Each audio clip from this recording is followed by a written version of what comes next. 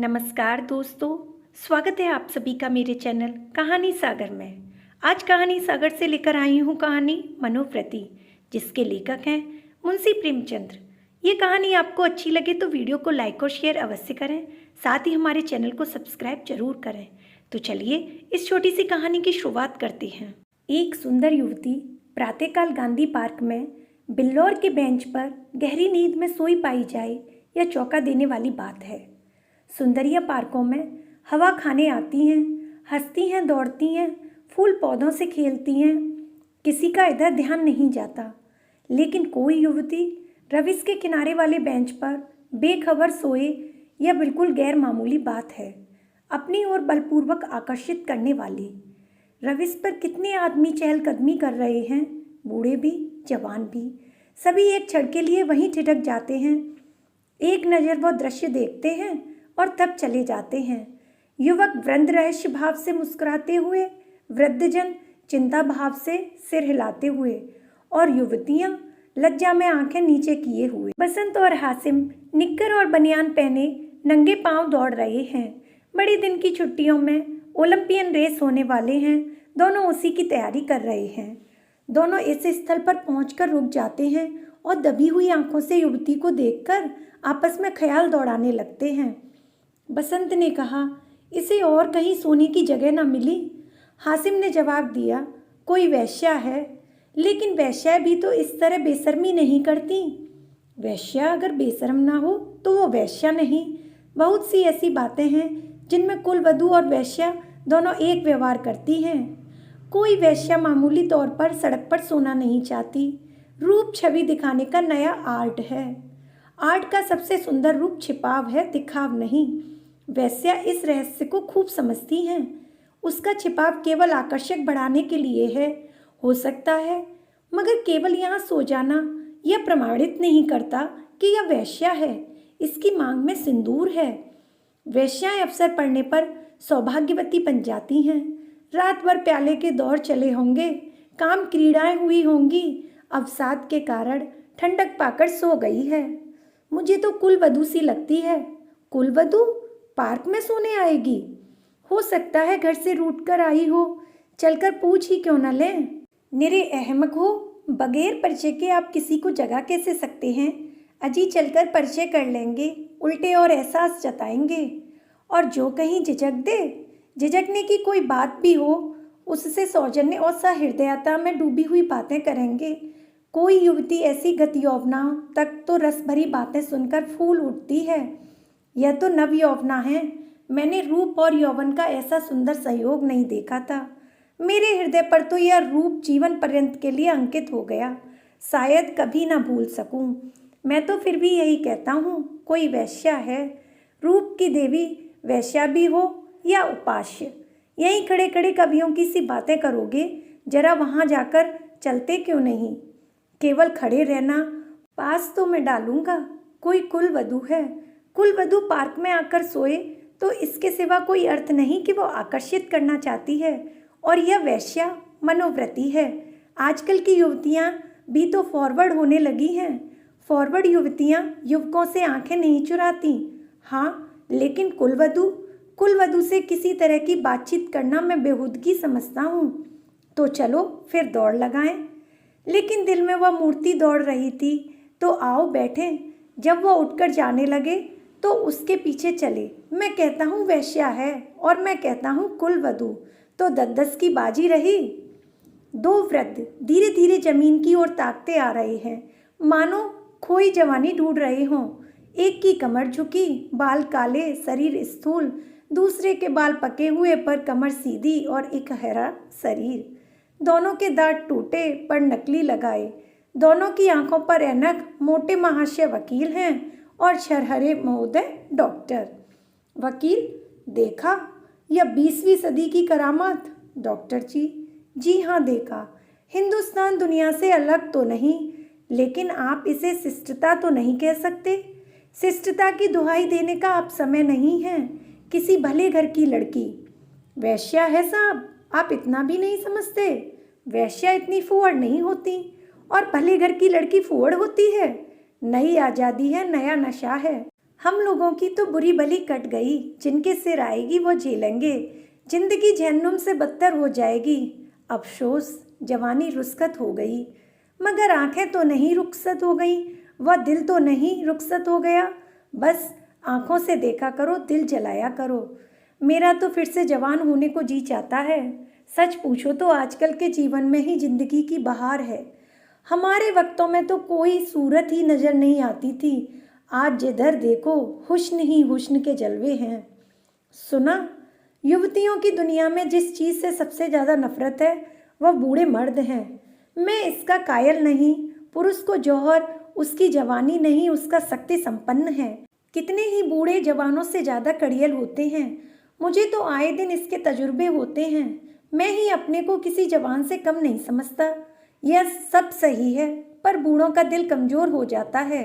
अगर यह बात ना होती तो इस रमणी को इस तरह देखकर हम लोग यूँ न चले जाते। मैं तो आंख भर देख भी न सका।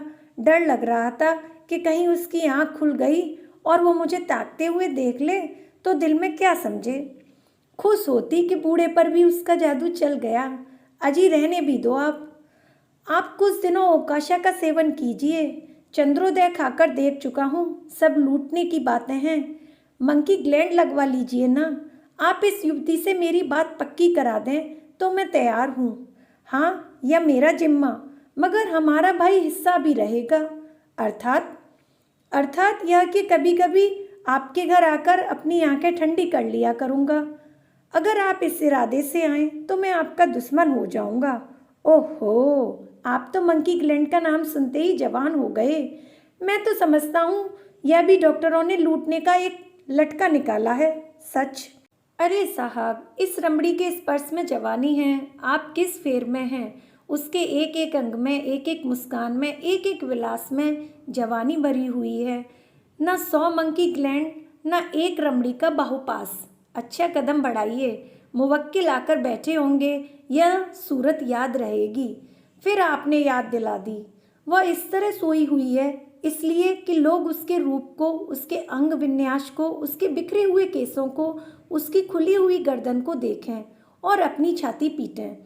इस तरह चले जाना उसके साथ अन्याय है। वो बुला रही है और आप भागे जा रहे हैं। हम जिस तरह दिल से प्रेम कर सकते हैं, जवान कभी कर सकते हैं? बिल्कुल ठीक। मुझे तो ऐसी औरतों से साबिका पड़ चुका है जो रसिक बूढ़ों को खोजा करती हैं। जवान तो छिछोरे, उछकल, अस्थिर और गर्वीले होते हैं। वे प्रेम के बदले कुछ चाहते हैं। यहाँ निस्वार्थ भाव से आत्मसमर्पण करते हैं। आपकी बातों से दिल में गुदगुदी हो गई, मगर एक बात याद रखिए, कहीं उसका कोई जवान प्रेमी मिल गया तो मिला करे। यहाँ ऐसों से नहीं डरते। आपकी शादी की कुछ बातचीत थी तो? हाँ थी, मगर जब अपने लड़के दुश्मनी पर कमर बांधें तो क्या। मेरा लड़का यशवंत तो बंदूक दिखाने लगा। यह जमाने की खूबी है। अक्टूबर की धूप तेज हो गई थी। दोनों मित्र निकल गए। 2 देवियां, एक वृद्धा, दूसरी नवयौवना पार्क के फाटक पर मोटर से उतरी और पार्क में हवा खाने आई। उसकी निगाह भी उस नींद की मारी युवती पर पड़ी। वृद्धा ने कहा, बड़ी बेशरम है। नवयौवना ने तिरस्कार भाव से उसकी ओर देखकर कहा, ठाठ तो भले घर की देवियों के हैं। बस ठाठ ही देख लो, इसी से मर्द कहते हैं स्त्रियों को आज़ादी नहीं मिलनी चाहिए। मुझे तो वैश्या मालूम होती है। वैश्या ही सही, पर उसे इतनी बेशर्मी करके स्त्री समाज को लज्जित करने का क्या अधिकार है? कैसे मज़े से सो रही है, मानो अपने घर में बेहयाई है। मैं पर्दा नहीं चाहती, पुरुषों की गुलामी नहीं चाहती, लेकिन औरतों में जो गौरवशीलता और सलज्जता है उसे नहीं छोड़ती। मैं किसी युवती को सड़क पर सिगरेट पीते देखती हूँ तो मेरे बदन में आग लग जाती है। उसी तरह आदि का जफर भी मुझे नहीं सोहाता। क्या अपने धर्म की लाज छोड़ देने से यह साबित होगा कि हम बहुत फॉरवर्ड हैं? पुरुष अपनी छाती या पीठ खोले तो नहीं घूमते। इसी बात पर भाई जी, जब मैं आपको आड़े हाथ लेती हूँ तो आप बिगड़ने लगती हैं। पुरुष स्वाधीन है, वो दिल में समझता है कि मैं स्वाधीन हूँ। वह स्वाधीनता का स्वांग नहीं भरता। स्त्री अपने दिल में समझती रहती है कि वो स्वाधीन नहीं है, इसीलिए वो अपनी स्वाधीनता का ढोंग करती है। जो बलवान है वो अकड़ते नहीं, जो दुर्बल हैं वही अकड़ करती है। क्या आप इन्हें अपने आंसू पोंछने के लिए इतना अधिकार भी नहीं देना चाहती? मैं तो कहती हूँ, स्त्री अपने को छिपाकर पुरुष को जितना नचा सकती है, अपने को खोल कर नहीं नचा सकती। स्त्री ही पुरुष के आकर्षक की फिक्र क्यों करे? पुरुष क्यों स्त्री से पर्दा नहीं करता? अब मुंह ना खुलवाओ मीनू, इस छोकरी को जगाकर कह दो जाकर घर में सोए। इतने आदमी आ जा रहे हैं और यह निर्लज्जा टांग फैलाए पड़ी। हाय, यहाँ नींद कैसे आ गई? रात कितनी गर्मी थी बाई जी, ठंडक पाकर बेचारी की आंख लग गई है। रात भर यहीं रही, कुछ कुछ बत्ती है। मीनू युवती के पास जाकर उसका हाथ पकड़कर हिलाती है। यहाँ क्यों सो रही हो देवी जी? इतना दिन चढ़ाया, उठकर घर जाओ। युवती आंख खोल देती है। ओहो, इतना दिन चढ़ाया? क्या मैं सो गई थी? मेरे सिर में चक्कर आ जाया करते हैं। मैंने समझा शायद हवा से कुछ लाभ हो जाए। यहाँ आई पर ऐसा चक्कर आया कि मैं इस बेंच पर बैठ गई, फिर मुझे होश न रहा। अब भी मैं खड़ी नहीं हो सकती, मालूम होता है कि मैं गिर पड़ूंगी। बहुत दवा की पर कोई फ़ायदा नहीं होता। आप डॉक्टर श्यामनाथ को आप जानती होंगी, वह मेरे ससुर हैं। युवती ने आश्चर्य से कहा, अच्छा, यह तो अभी इधर से ही गए हैं। सच? लेकिन मुझे पहचान कैसे सकते हैं? अभी मेरा गौना नहीं हुआ है। तो क्या आप उनके लड़के बसंत लाल की धर्मपत्नी हैं? युवती ने शर्म से सिर झुकाकर स्वीकार किया। मीनू ने हंसकर कहा, बसंत लाल तो अभी इधर से गए हैं। मेरा उनसे यूनिवर्सिटी का परिचय है। अच्छा, लेकिन मुझे उन्होंने देखा कहाँ है? तो मैं दौड़कर डॉक्टर को खबर दे दूँ? जी नहीं, किसी को न बुलाइए। बसंत लाल भी वहीं खड़ा है, उसे बुला दूँ? तो चलो, अपनी मोटर पर तुम्हें तुम्हारे घर पहुँचा दूँ। आपकी बड़ी कृपा होगी। किस मोहल्ले में? बेगमगंज, मिस्टर जयराम के घर।